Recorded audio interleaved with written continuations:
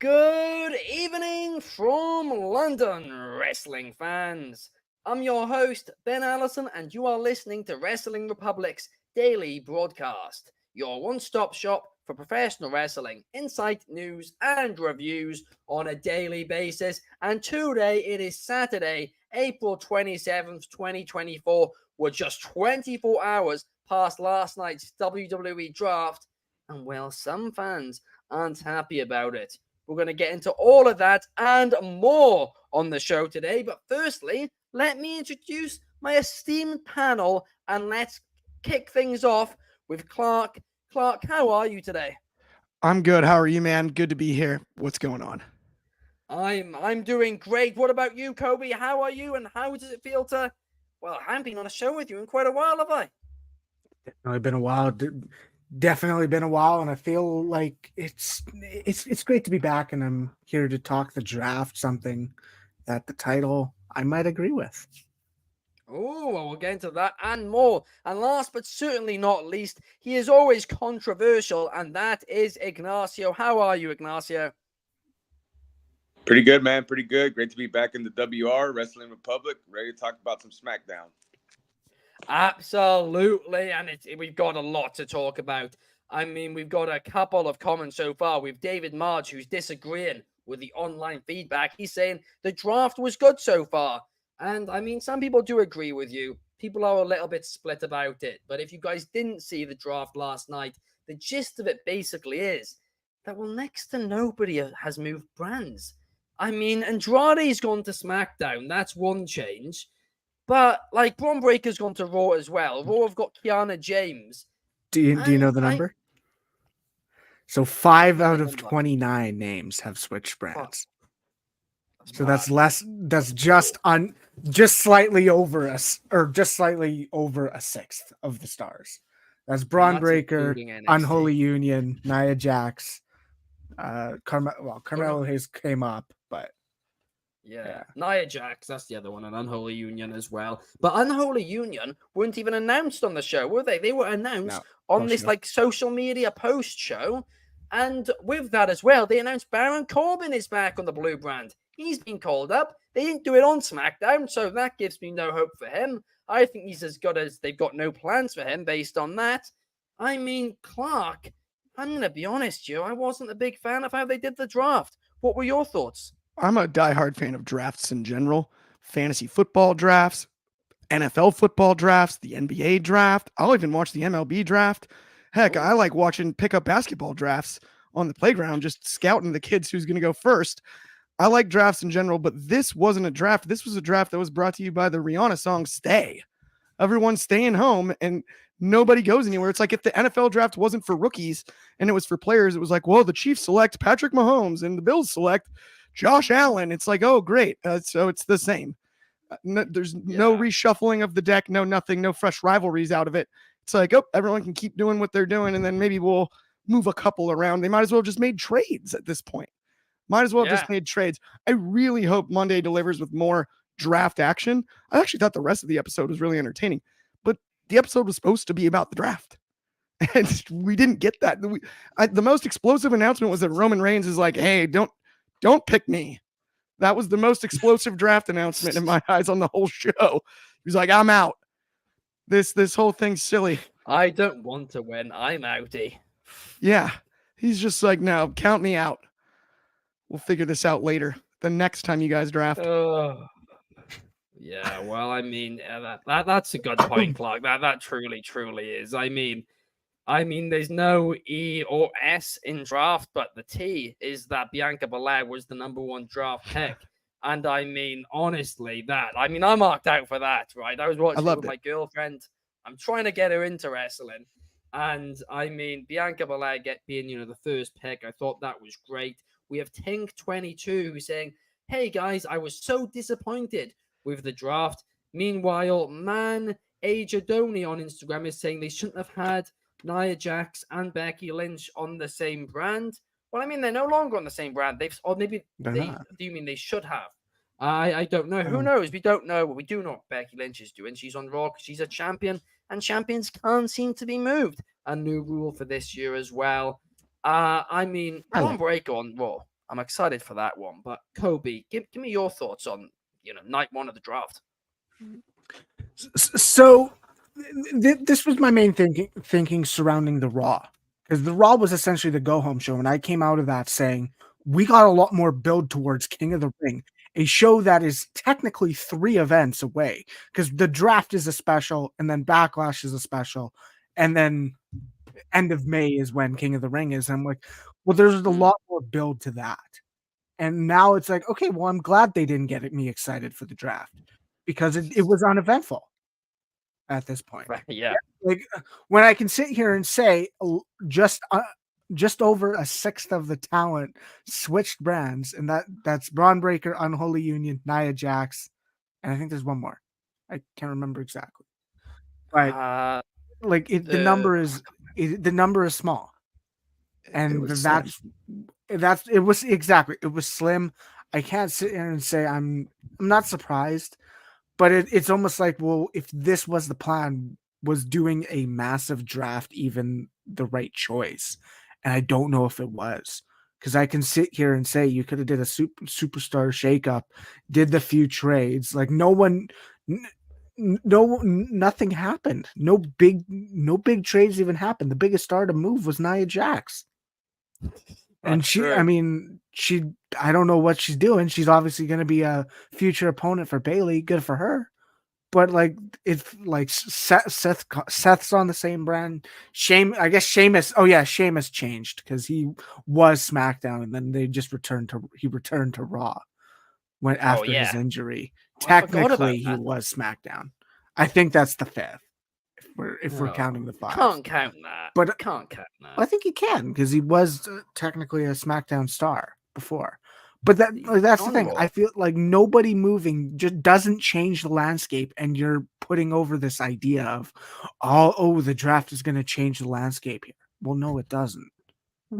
What's changed? Like and this is the thing, and give me a few more seconds. I want to put over the idea of champions being solid and champions being protected, because that's how I believe the general managers should be believed to be thinking. Who am I drafting to build around these champions? Who can I draft that is a potential feud for Cody Rhodes, for Sami Zayn, whatever? That I like that mindset, and I like that kind of aspect to think about it. But like, even then, it's like it wasn't played out that way. Like, I like the fact that 8 picks weren't wasted on champions like they normally are, like they have in the last how many years. But I don't know. It was uneventful. Yeah, it really, really was. And they had a room full of these NXT superstars, and it was really exciting. I really enjoyed it, in fact, when they did have, all of those people sitting in the NXT ring. I thought it was great. And I was thinking, there's going to be quite a few call-ups then. It's going to be very exciting. And the only person in that room who was called up is Kiana James. And no offense to Kiana James, because I think she's got a ton of potential. But, like, most people did not know her. Like, most people don't. And by the way, that's not even a bad thing. Like, because now they have an opportunity to make people know her. But, like, to put everybody in that ring just for one person, and that person to be Kiana James to get called up, I don't know how I feel about it. Carmelo obviously called up too, but he wasn't in the NXT War Room or whatever it is you want to call it. I don't know how I felt about that. But Ignacio, I want to get your thoughts. How did you feel about this situation? Well, I just thought it was kind of lackluster. After it seems like they built up this draft more than they have in past years, coming off, what they thought is the greatest WrestleMania of all time. And I was used the excuse last time I was on the show that, people were thinking that, after WrestleMania, even though it's only been a few weeks, that the shows have kind of dragged a little bit. I gave the excuse that, they're waiting after the draft to start some fresh feuds. We got new belts, the new tag team belts and all that good stuff. And, just wait till after the draft, but everything stayed the same.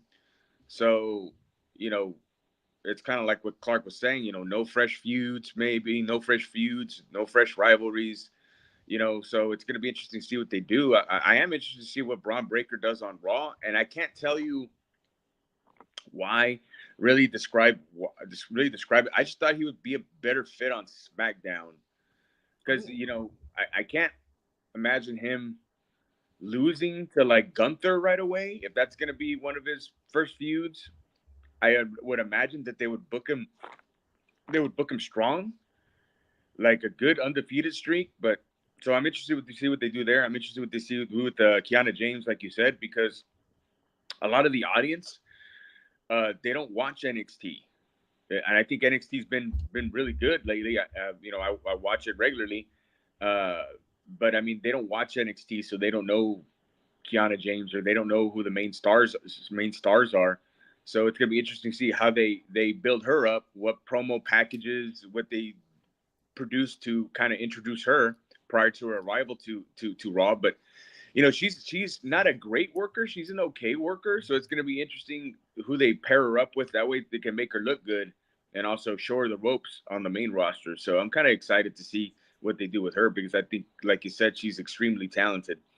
But other than that, I mean, WWE didn't give us much to talk about in this show. I don't think last night. I think it was an okay episode of SmackDown, but in a lackluster draft. But they didn't give us much material here. We're gonna have to start making some stuff up here in a minute. No, it's true. You are bang on, right, Ignacio. I mean as well. Like the thing is, you were talking about Kiana James, who they could pair her up with. Well, perhaps they actually literally do that, and they put her in a tag team because. I mean, Sonya Deville's been out for quite a while, but they have fairly similar gimmicks. Not like similar, but like, in a way, in a way, Maybe. it's kind of similar. Like, the thing that two, very powerful women often wear suits and stuff like that. I feel like perhaps they could work in a tag team. Clark, you're the NXT guy here. Am I wrong? I mean, maybe. I don't know. That's an interesting question. As a tag team, like, okay, I guess. I don't know. I haven't even really thought of that. Like, I'm still sitting here stewing about the draft. I'm like, they had to have done something. Like, why did we just do all keepers? Like, why not Corbin as well? Why was Corbin would have made perfect sense. Corbin would have made perfect sense. Corbin and Breaker, I thought should have been called up in the first place. I thought it should have been Corbin and Breaker together. Yeah, because then you have somebody that helps Breaker along to the adjustment to the main roster that's been there before, and you had a tag team that was already over and functions well together. Breaker can always break off and start that singles run, whatever you want to call it, career. But just to ease him into it because he is such a big star, but he's so young. Like Ignacio mentioned, is he gonna wrestle Gunther and beat Gunther? I don't think so. And that's difficult over on Raw. That's tough. It's going to be tough to navigate because what I don't want to see is Breaker squash, Breaker squash, Breaker squash, Breaker squash, Breaker rivalry, Breaker loses. That's the last thing I want to see for his first rivalry. I think it's obvious he's the next Intercontinental Champion. I honestly, I think they're doing what they did with Gunther, where they're going to put a title on him a couple of months after his call-up. That could make sense and be the guy to beat Sami Zayn. Okay. Yeah. That's fair. That's why I think they did it. I doesn't think make me that excited, but it's fair. And they want Breaker to be a heel. It makes me excited. I'd love to see it. In fact, I think that it could be a very Sami Zayn exciting needs thing. a good rivalry. I'm a Sami guy. He needs a good run. Well, he can have a run up to SummerSlam, And let's not forget, right? It's not going to be a SummerSlam match, though. I don't want to see Sami lose this title why until. can't it be a SummerSlam match, Coby? I wouldn't put Braun Breaker in front of. I mean, SummerSlam, what's going to be 40-some thousand, 60,000? Yeah, that's what they do every time WWE decides not in a stadium show. I cannot see that happen. Sami Zayn, I cannot see that. They always put their guys early in big matches, and the reason for it is the big events have the most eyes on them, and they want them to get exposed to those audience. So they've always put very green talents, if they think they're the guy, on a big stage. Not I don't want to see at the top of the card. But, I don't want to see Sami lose this title unless it means we get the documentary. Release the documentary. Release the doc, WWE. God. I'm putting you on the spot. Show us the footage. Show the footage. I mean, who knows? Maybe we will be getting that. I mean, the There thing was is a as well. conspiracy against him. It cost him a year of his career. Well, we're talking about Sami Zayn, right? And then the length of his championship run. It's difficult to have a face champion be champion for a very long time, right? And people have said the same thing about Cody Rhodes, and people are saying the same thing after yesterday's contract signing. Because people did not like this segment. No, they did not. I don't think it's the fault of Cody in any way, shape, or form. I really, really don't. In fact, I actually thought he was better than Stars in this segment. But this was a snooze fest, wasn't it, Clark? I mean, I don't know what, like, they came out with this contract signing friendlier than, they came out friendlier than they went into it. And they finished the night even more friendlier. I mean, maybe they're leading up to a rematch at the next pay-per-view after Backlash or something, but this contract signing, I think I fell asleep during it. What were your thoughts? If you search handshake highlights on YouTube, this one doesn't make the tape. We spent all this time making AJ look vicious again, put him in jeans, had him chasing down LA Knight and doing all this stuff, getting to a spot where he's now challenging for the title, and it should be the face that runs the place against the face that ran the race. And he sits up there and tells him, I'm way, way better than you at everything. Yes, it's cute. You finished your story, but it's not going to last very long. Make it a real rivalry. No, we just got a handshake and they're going to have a sparring session over at Backlash. And, oh, look, Cody Rhodes is going to announce the first pick. What was this? Like, it was like they opened with Sesame Street. Like, what do we do? I was waiting for him to break out in a musical number. Like, honestly, like I thought they were going to give us show tunes at some point during it. I was baffled by this. You're talking about the premier title on SmackDown, arguably in the WWE, because of Roman Reigns carrying it for the length he did and how impactful the story finishing at WrestleMania was. And we're going to get what appears to be a pillow fight between peers. Like Pillow fight. That's like that's the line of the day. I don't understand. They're like AJ was violent against LA Knight. Cody Rhodes is in there and he's like, man, I respect you, but I'm gonna beat you. Like, what are we doing here? Let's have some tenacity in a contract signing. Like, don't get me wrong, sometimes contract signings go over the top, and the predictability of going through a table or violence breaking out. I even think to this point, as much as I loved the way Swerve signed it in blood, we've seen people sign it in blood a few times now in the last few years. Let's try another route that maybe is equally as cool or something like that. I don't know. Maybe somebody brings out a quill. Who knows? That could be Ospreay's next move. Yeah. Maybe. Ink and a quill. Maybe. Might be fun. Just an idea. I'm just saying. But like, yeah, I'd love to see a little bit of tenacity out of either guy. Like, I'm not going to lose my title in my first defense, but not just like, man, nobody disrespects AJ Styles, everybody in every locker room. And man, I respect you and your legacy. And I love that you finished the story. I can't wait to wrestle at Backlash. Shake my hand.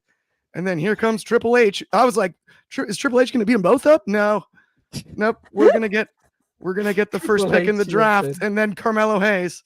It was remarkable to me. How many times we talk about handshakes? You spoke about handshakes a minute ago, Clark. How many times are we going to see Triple H shake Cody Rhodes' hand until it was like they are? It's like they're almost trying to shove Cody down our throats. I think they should have he did well in this segment. But I think anytime Cody signs a document, Triple H should shake his hand as if he's just signed him. Every time for the rest of his career. If he signs anything, Triple H, like if he signs for a new car, cameras on site, immediate Triple H handshake, as if Triple H sold him the car. Yeah, I mean, the Triple H point every single time. With the point. He's here.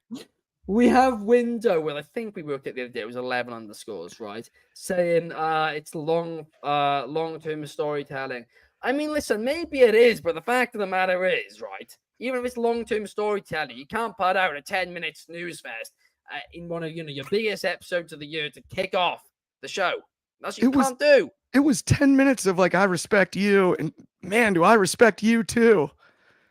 Like, what? Window is being sarcastic. I do. Okay, good. Yeah. But Break It Down Show is saying WWE is falling back into their shell. Well, I think there was a lot of good on this show, and we will get into that. Ruben Barber saying WWE Draft tiny little things to almost change nothing. I mean, you're right. Like, you're ultimately right. That's what happened. Nothing changed. It all stayed the same. It was. And AJ Styles put me to sleep at about 15 minutes past 1. And I'm a big AJ Styles guy. Hard. Yeah, exactly. I mean, this started as an AJ fan page. Yeah. Wrestling Republic started as an AJ Styles fan page. Literally. We can't forget this, right? And now he's putting me to sleep. Right, it's come full circle and it's not good. But guys, something that is good is our good friends over at Next Level. Now, if you guys don't know what Next Level is, basically all our links in one place. You want to know what our Twitter is, you want to know what our Twitch is, all our links, they're all there. Next Level, nxconnect.me/Wrestling Republic to see all our content across all platforms linked all in one place, plus exclusive content. Plus, if that wasn't enough, well, they also do quite a few cheeky giveaways as well. A 2K one just finished. We're going to be having a new one in just a couple of days' time, and we'll be announcing that, and that is very exciting. Exclusive wrestling content on their app as well. I mean, these guys are great. We go on about them every show, but they truly are, they are truly that good. But now moving back on, well, we need to talk about the mystery which has been going on as of late. And the mystery that's been going on since before WrestleMania was who took out Dragon Lee. And we finally found out because Santos Escobar came out last night on SmackDown and said, hey, I know I'm the bad guy and many things, but I'm not a liar. How dare you accuse me of being a liar? That is not me. And instead, I have got Elektra Lopez to spend the last month trying to find the security footage. Now, I don't know how it took her this long to find the security footage. What, did she phone up every arena in the country apart from the one they were in? I don't understand how it took this long. But hey, they finally got it. They did it on actual film. They had to develop it first. Yeah, maybe that's what it is. I mean, but anyway, they showed the tape, right? And the funniest thing about this was that from the second it started, you could tell it was Carlito because nobody else in the company has his hairstyle, right? And it took Ray until the end of the clip to be like, it's Carlito! No! And during this time, Carlito had enough time to completely say, oh no, I can't believe this. And then hit a backbreaker on Dragon Lee as well. This segment was just a little bit silly, but I did enjoy it. Carlito heel turn. He then ran away from Rey Mysterio. Rey Mysterio is depressed. Everyone turns on him. Ray, maybe it's you. Maybe it's you. It's very, very possible. Coby, I'd love to get your thoughts on this one. What did you think about it? I think there's a continuity here that kind of went under the rug because we look at what happened in November, and Santos was the guy to keep the brass knuckles for Logan Paul to be able to beat Rey Mysterio, and that's what Carlito pointed out. And here we are, 6 months later, having Santos be like, no, you were the guy this time. The finger point has switched. Now the finger is being pointed at Carlito, and Santos is the one pointing it. I liked it. I'm a massive Santos fan.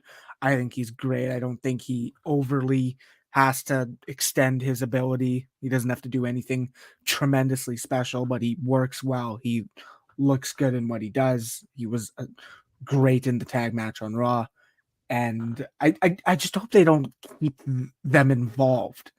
Is this going to be Santos and Carlito shaking hands like they didn't just turn 6 months ago? I hope that's not what they do. But I mean, that's the thing. It's another turn on Ray. I don't know where to expect this to go. I assume we'll get a Carlito and Rey Mysterio match, but those are two guys in their 40s. And it's well, yeah, that's not really pushing young guys at this point. And it's not a one-off like Carlito and Lashley. of last year. It's kind of a main program now, and I'm just struggling to see where it elevates or where it elevates Dragon Lee, because he's the guy that needs it the most out of anyone, especially in the LWO. Obviously, Santos needs it as well, but I don't want Santos still in this feud. He can do other things. He can move on. We don't know where either the LWO or Legato are going. I don't know if will they vote or not vote. Will they draft Carlito separate now because he kind of left the LWO? I don't know what's to come. I hope they kind of touch on that. Like, I'd like to see a little interaction, even if it's just in the middle of the show on Raw, with Triple H going, so what's happening with this? Because we know this development happened last week, and have him explain that. You can allow it to change instead of just have things be in the moment and solid. But I thought it was fine. I like Carlito. He works great.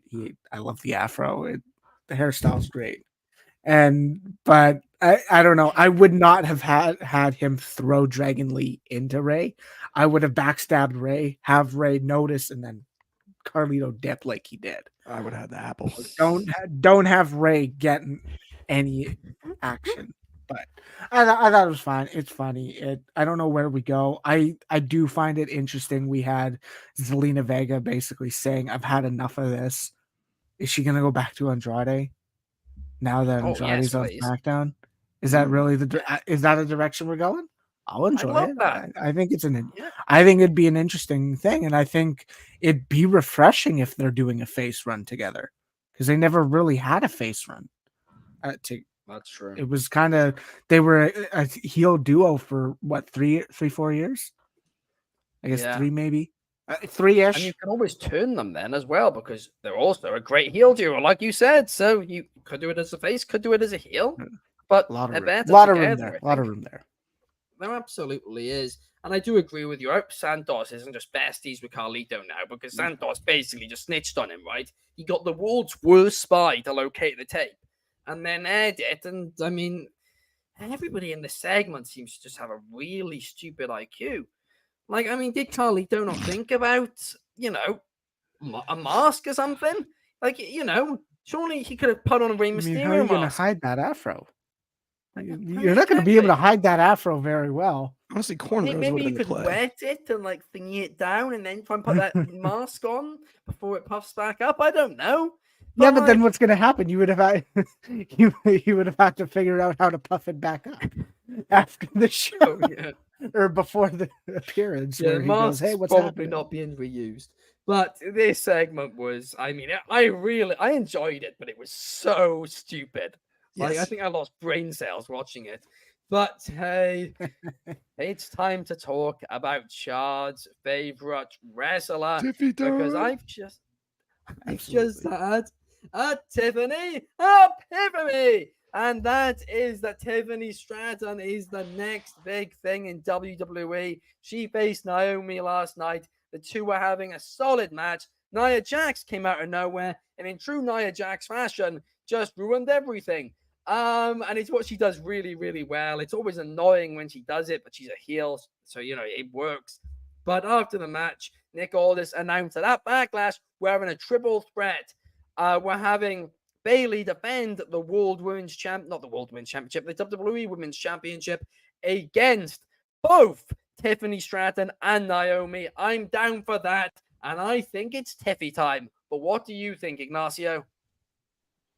I think she's extremely I'm talking about Tiffany Stratton. She's extremely talented, and she's got a lot of potential. But I'm not a big proponent on shooting these NXT stars into a main event or high profile into a title picture like they've done in the past. I think she needs to work a hot feud with somebody before they even consider putting her in that picture, because she's gonna lose, and they're not gonna put the title on her right away.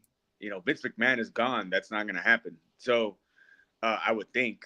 So, I'd be disappointed if she takes the pin in this match at Backlash. I hope that's not why they put her in here. I think it's going to be Naomi, but I hope it's not not Tiffany Stratton. But yeah, I think she needed to be in a hot feud before they put her in this title picture against who. I mean, I don't know, but I mean, it'd be a good time for Charlotte to be healthy, but she's not. But I think that would have been like a natural fit.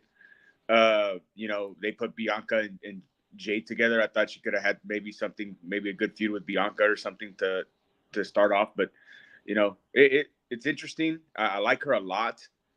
You know, she's definitely the future. I think she's gonna be a front runner to win the Royal Rumble next year, either her or Jade Cargill. I believe.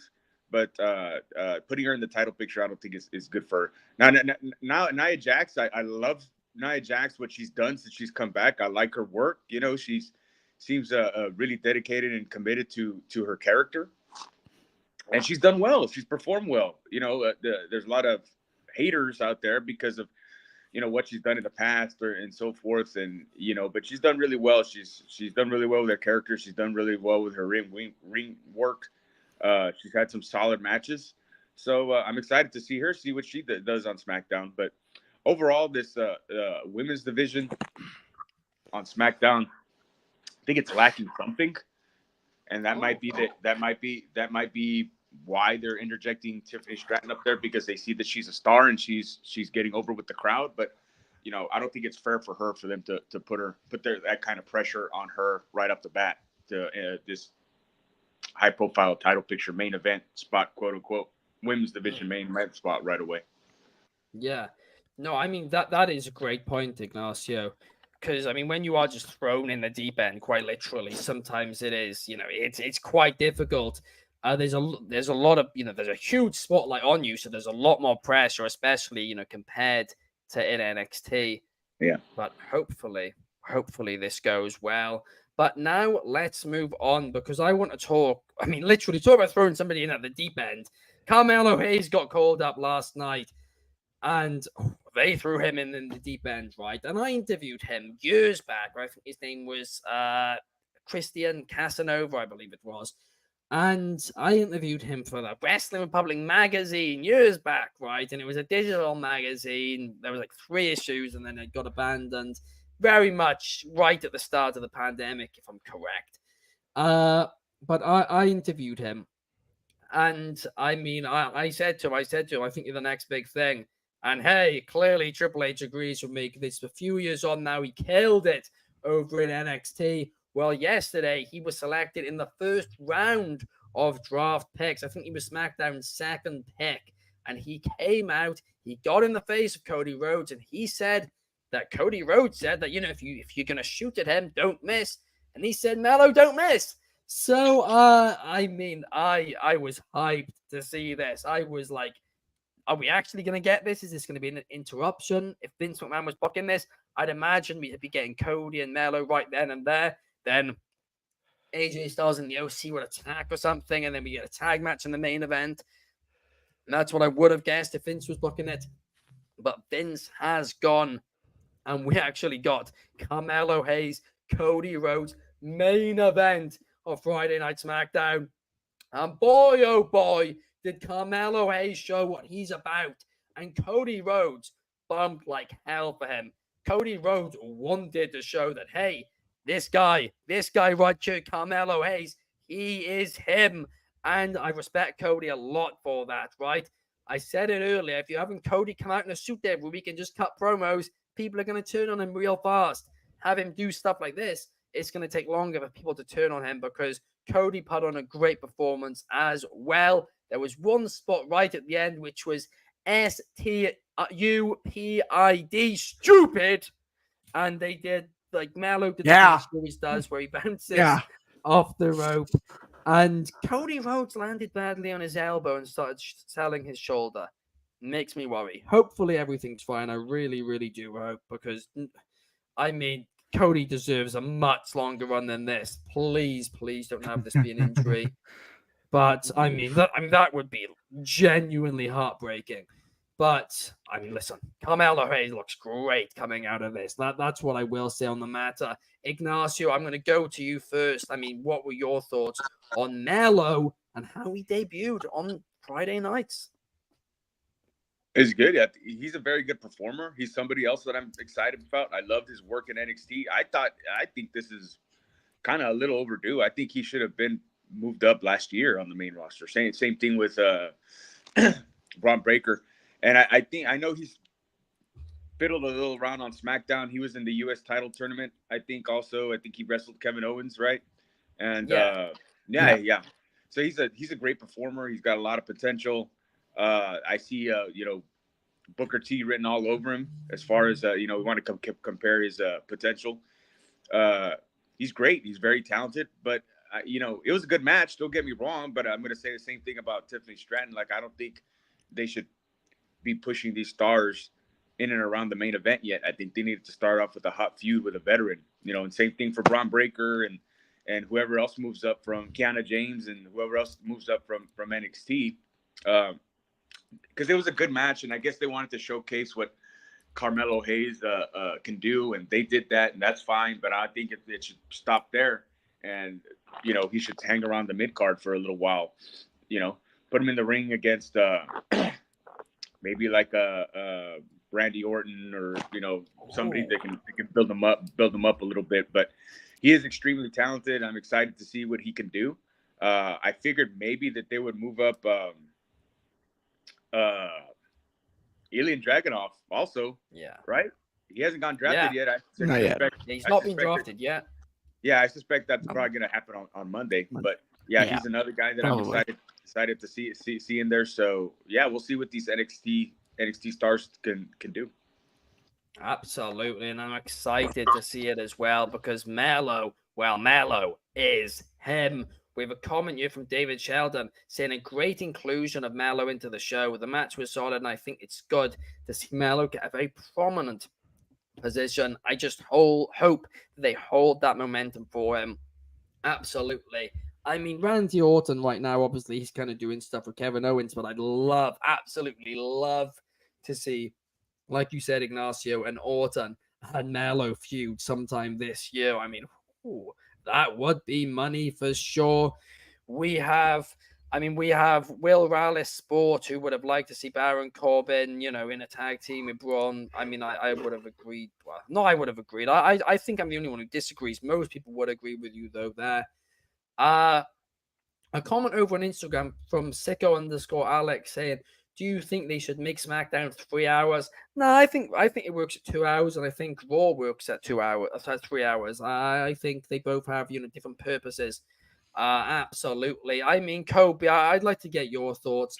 Carmelo Hayes, Cody Rhodes, the debut of him on the Blue Brand. What were your thoughts? Wow, I mean, debut since he officially got drafted. Yeah, that's the thing. He had that run. Brother. Yeah, kayfabe. He had that run 4 months ago, and I felt that was not great. He had a good match with Kevin Owens, but that's all he could say he had. Trick Williams had one appearance and got a better pop than him. Like, I mean, and keep in mind, Trick Williams was getting chance in that promo with Cody Rhodes and Carmelo Hayes. Like, I mean, I think. Well. Did he? I whooped him. Stopped. What? Yeah, I whooped him, and then they stopped. They stopped. But did he? He said, "Oh, I whooped him." Did you? You took 2 L's. What losses did you? My monitor was what turned trick off. did you whip? I don't know. What? That's the thing. Like, even going back to the signing, I didn't like the signing. I liked everything else. I liked the Cody Rhodes involvement with Triple H. I liked the Carmelo Hayes promo. I felt like, okay, this is going to show that they see something in him. But like Ignacio said, where is this? Where is this going to put him?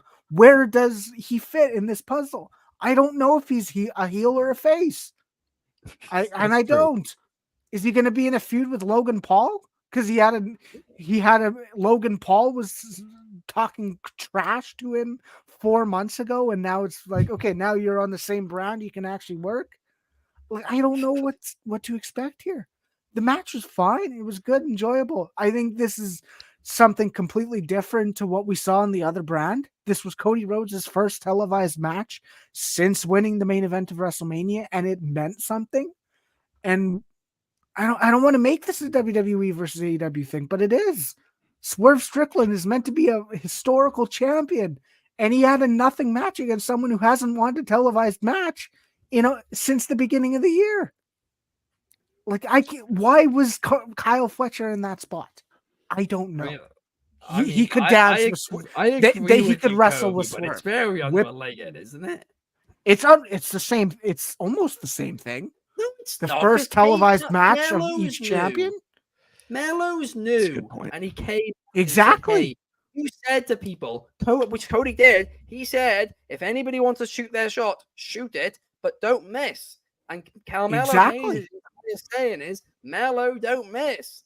Well, and they built that match better. This match had something on SmackDown. The other was a throwaway match with someone who doesn't. If we're talking about wins and losses mattering, and it's a sports-based product on AEW, it doesn't matter. Why is he in the ring with the world champion? He shouldn't have been in the ring with the world champion. Carmelo Hayes is a hot prospect. It's not unrelated. It's the same scenario, other than Carmelo Hayes being called up to a brand. It's the same scenario. The first televised match of the world champion. It's the same thing. The other person's in a different scenario. It's true. I agree. Cody got to talk. This is the first. Wow, it's not even. That was what I complained about earlier in the week on the show. I mean, the Cody talk. Well, last night he cut Styles on the mic, but in general, these Cody promos haven't done anything. But anyway, I didn't think it he was did. a good match. I thought Styles was better. Really? I thought Styles was better because Styles was able to acknowledge the history he has. I thought he never outright said he wrestled Dusty, but he at least said, "Hey, I know what your father's done." I thought it was one heck of a game of patty cake. Well, yes, I get that, Clark. They should have played hopscotch. I think they practiced that. Way to ruin my time. Handball. Right? I'm sorry, I didn't mean to. Good training session. But I mean that's the thing. It's a different match. It puts Carmelo in a good light because he's facing the world champion. But I don't know where you go from here. And I think that's the ultimate kicker. Same thing with Braun Breaker. I do not see a place for him. I don't see where his puzzle piece fits into the puzzle that's Monday Night Raw right now. And I don't see where Carmelo Hayes goes because Randy Orton's busy. Yeah, I mean, no, that's true. Is he going to be in a feud with Logan? Is he gonna end up getting into a feud with A-Town Down Under? Like, I don't know where they go. I don't know where they go with this. I don't know. No, that's true. Unless I guess he could be a big name for King of the Ring, but he ain't gonna win. Yeah, I mean, it's a good point, Kobe. Melo's a mystery. Braun Breaker squashing your fellow Canadian, Sami Zayn, unfortunately. But Clark, I want to get your thoughts on the main event. Melo, you've covered him most of his time in NXT. How are you feeling now he's on the main roster? I'm a huge Melo fan. I love Melo, but I also, that spot you talked about earlier when you're introducing the segment where he was selling the shoulder, I think I can explain that. If you slow down the footage, when he goes in for a handshake, he really engages the delt muscle, the upper delt muscle. And so I'm assuming that was a cramp from earlier in the night.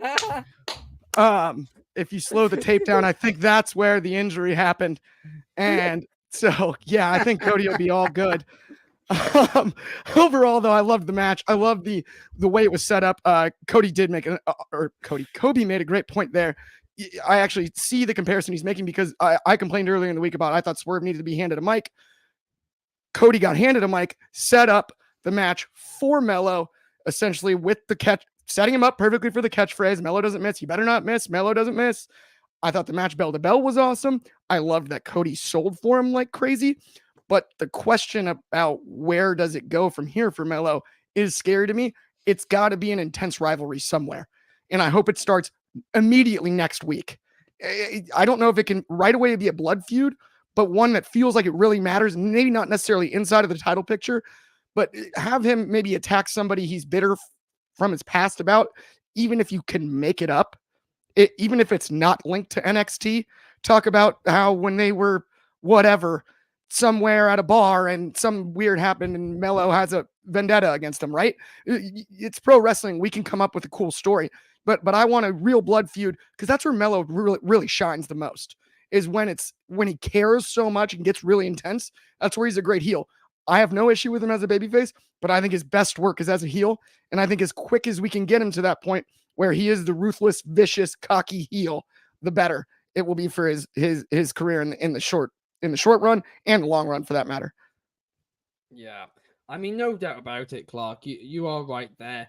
I mean, he is certainly, you know, Carmelo Hayes. I mean, we've seen it with in history to Trick Williams. He can, I mean, we saw it in his early days of NXT, he's a great face, but he can also be a phenomenal heel, a real cocky heel, like you said. And it makes it exciting. Maybe we're being too harsh. We're not being too harsh. We're kind of just pulling at straws with this draft, saying, hey, there's not much to talk about, so let's just talk about these NXT guys who are awesome. But like, they might as well have just done a draft of NXT stars and made it like, you know, like there's 2 rounds or something. I don't know. That would be stupid too. But Superstar shakeup. superstar shit. I mean, yeah. I'm Would have been hoping better. Monday we get some big splashes, some interesting stuff. I'm actually, you know what I hope that they do Monday is make it a little bit more political. Maybe have an early in the show attack that causes a draft pick to happen. Like force somebody's hand somehow. Get creative about that to really make each pick feel real important. Not that it has to be every single pick Monday, but a couple of scenarios like that where a GM's hand is forced or one wrestler or superstar is begging to have another one drafted because they're bitter towards them. Great. It's pick him. It's a great shout. I want him, or pick her. I want her next. Did you see what they just did? Right? Something like that. I would love to see. Yeah, no doubt about it. But thank you guys so much for watching the show today. It's been a fun one. Thankfully, there was no handshakes on this show. I mean, I think we all had enough of those last night. But thank you to Ignacio, thank you to Clark, and thank you to Coby for joining me here today. We will see you guys tomorrow for Sunday Fun Day. Ooh, peace.